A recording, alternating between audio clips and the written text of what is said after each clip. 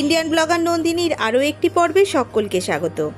বন্ধুরা, আশা করি সবাই ভালো আছেন, সুস্থ আছেন। ভগবান বজরংবলীর অশেষ কৃপা পেতে কমেন্ট বক্সে অবশ্যই লিখুন জয় বজরংবলী। আজ 2রা এপ্রিল 2026 বৃহস্পতিবার। আজ হনুমান জয়ন্তী।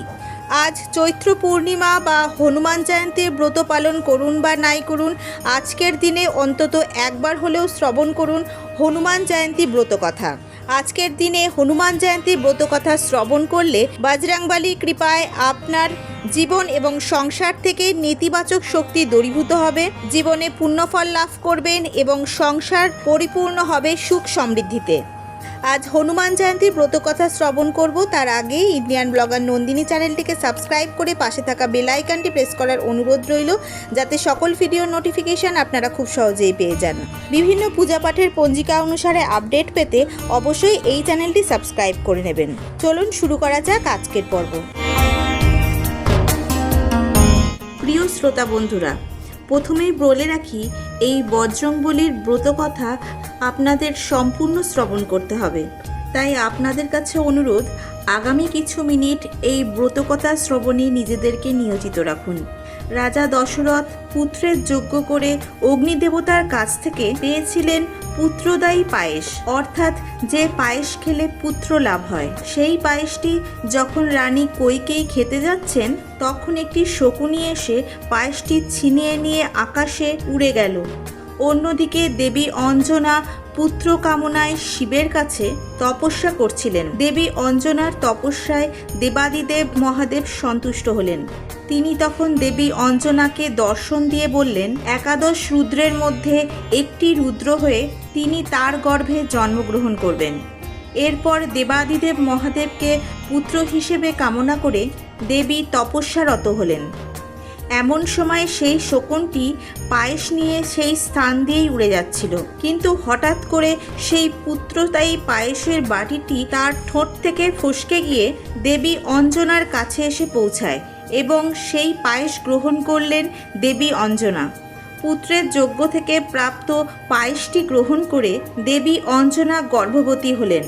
চৈত্র মাসের শুক্লপক্ষের নবমী তিথিতে ভগবান শ্রী রামচন্দ্রের জন্ম হয়, আর তার ঠিক 6 দিন পর আজকের দিনে এই চৈত্র পূর্ণিমাতে মর্তে আগমন ঘটে তার পরম ভক্ত বজরংবলী হনুমানজির।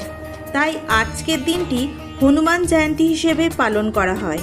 হনুমানজির জন্ম হয় দেবী অঞ্জনার গর্ভে।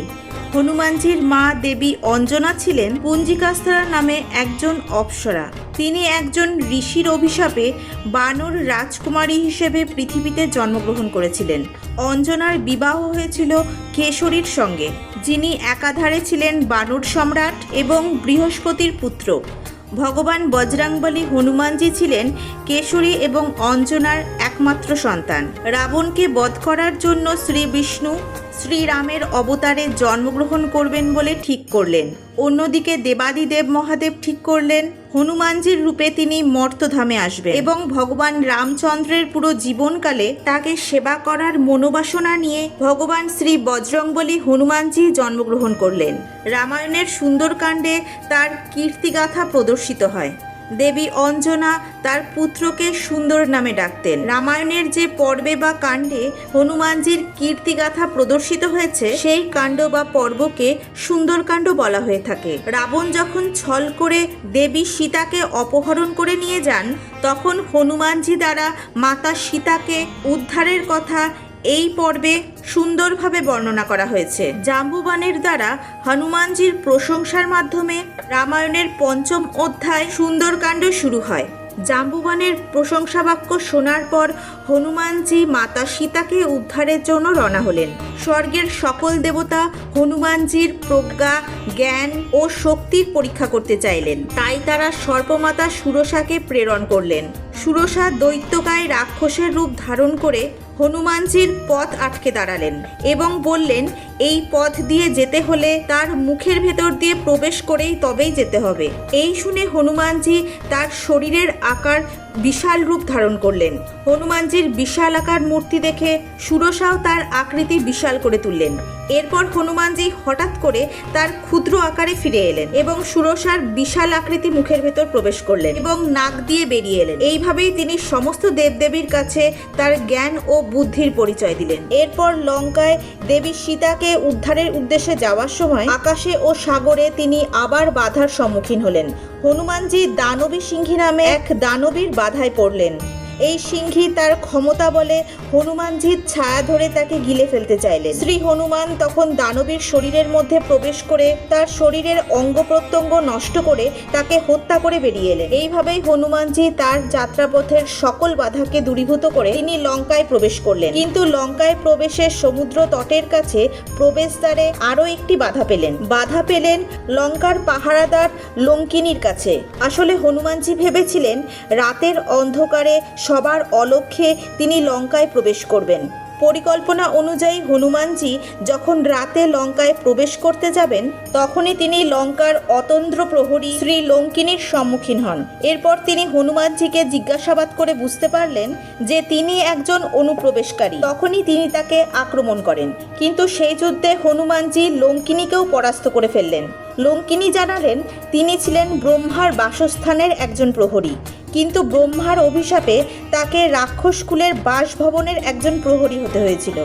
ব্রহ্মা তখন তাকে বলেছিলেন যে তিনি অভিশাপ থেকে মুক্তি পাবেন যখন কোনো এক বানর তাকে যুদ্ধে পরাস্ত করবেন এবং তখনই এই অভিশাপের অবসান ঘটবে। শুধু তাই নয়, ব্রহ্মা বলেছিলেন যদি কোনো বানর তোমাকে পরাস্ত করতে পারে তবে ধরে নিও লঙ্কার অবসান আসন্ন।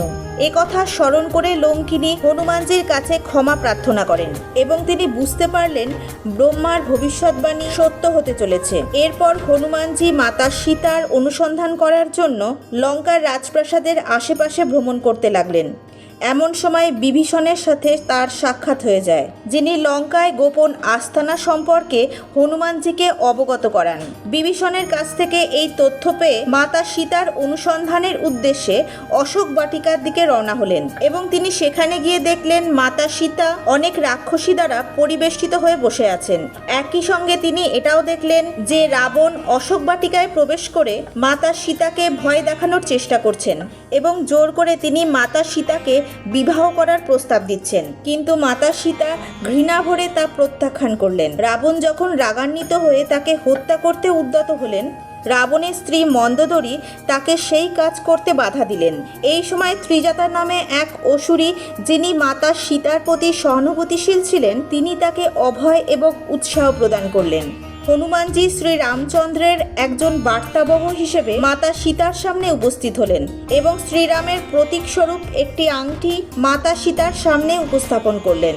মাতা সীতা হনুমানজিকে জিজ্ঞাসা করলেন স্বামী শ্রী রামচন্দ্র এবং ভ্রাতা লক্ষ্মণ কেমন আছেন। তখন হনুমানজি বললেন তারা দুজনেই শারীরিকভাবে সুস্থ আছেন, কিন্তু তাদের মনে প্রচুর দুঃখ রয়েছে।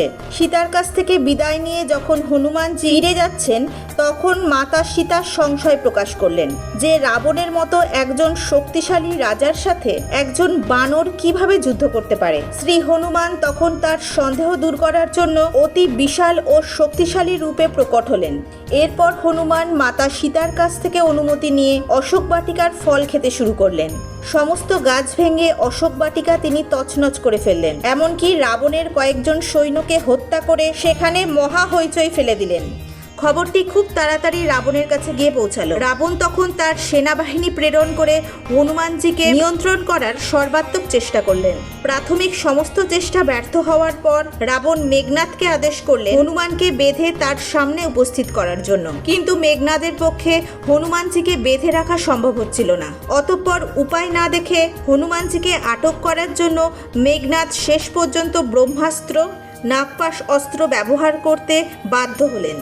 ব্রহ্মাস্ত্রের সম্মান রক্ষা করার জন্য শেষ পর্যন্ত হনুমানজি ধরা দিলেন। হনুমানজিকে বন্দি করে রাবণের রাজসভায় প্রবেশ করলেন মেঘনাদ। শ্রী হনুমান তখন রাবণের সভা দেখলেন।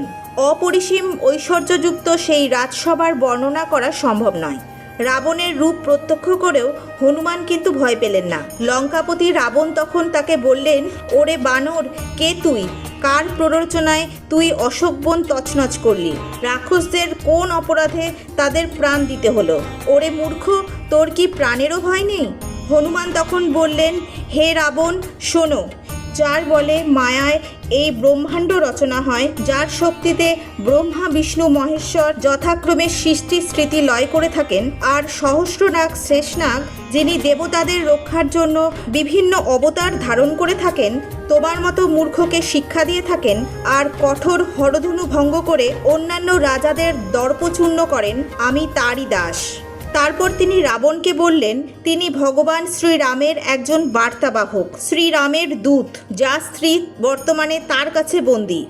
হনুমানজি সসম্মানে প্রথমে রাবণকে অনুরোধ করলেন মাতা সীতাকে বন্দিদশা থেকে মুক্তি দিতে। তিনি বললেন, শ্রীরাম আপনাকে ক্ষমা করে দেবেন, কারণ তিনি হলেন করুণার সাগর। যারা তার আশ্রয়ে একবার আসেন তিনি তাদের ফেরান না। কিন্তু অতি অহংকারে নিমজ্জিত রাবণ একথা শোনার পর হনুমানজির লেজটি আগুনে পুড়িয়ে দেওয়ার আদেশ দেন। রাবণ হনুমানজিকে উচিত শিক্ষা দেওয়ার জন্যই এইরূপ আদেশ করেছিলেন। হনুমান তখন তার বৃহদাকার শরীর ধারণ করলেন। অবশেষে যখন হনুমানজির লেজে আগুন ধরিয়ে দেওয়া হলো, তখন তিনি তার শরীরের আকার পুনরায় ছোট করে সমগ্র লঙ্কা নগরীতে আগুন ধরিয়ে দেন। নগরের সর্বত্র অগ্নি ছড়িয়ে পড়ল। নগরবাসী সহ সকলেই বিহ্বল হয়ে পড়ল। চারিদিক থেকে রাক্ষসদের আর্তনাদ শোনা যেতে লাগলো। এইভাবে তিনি রাবণের স্বর্ণনগরী লঙ্কাকে দহন করে মাতা সীতার কাছে ফিরে এলেন এবং তার কাছে অনুমতি নিয়ে তিনি ফিরে গেলেন তার প্রভু শ্রীরামচন্দ্রের কাছে। এরপর তিনি সমগ্র লঙ্কা নগরীকে জয় করার জন্য শ্রীরামচন্দ্রের সাথে যোগদান করেন। এইভাবেই রামায়ণের সুন্দরকাণ্ডের সমাপ্তি ঘটে। বজরংবলীকে সন্তুষ্ট করার জন্য এই সুন্দরকাণ্ড পাঠের পরামর্শ দেওয়া হয়। বজরংবলী হলেন কলিযুগের দেবতা। তাই আজকের দিনে অন্তত একটিবার হলেও শ্রবণ করুন বা পাঠ করুন হনুমান জয়ন্তীর ব্রতকথা ও সুন্দরকাণ্ড। আজকের পর্বটি আপাতত এই পর্যন্তই। ভালো লাগলে একটা লাইক করে দেবেন এবং হেল্পফুল বলে মনে হলে নিজেদের ফ্রেন্ডস ফ্যামিলির সাথে শেয়ার করার অনুরোধ রইল। সবাই সুস্থ থাকবেন, ভালো থাকবেন। দেখা হচ্ছে আগামী পর্বে।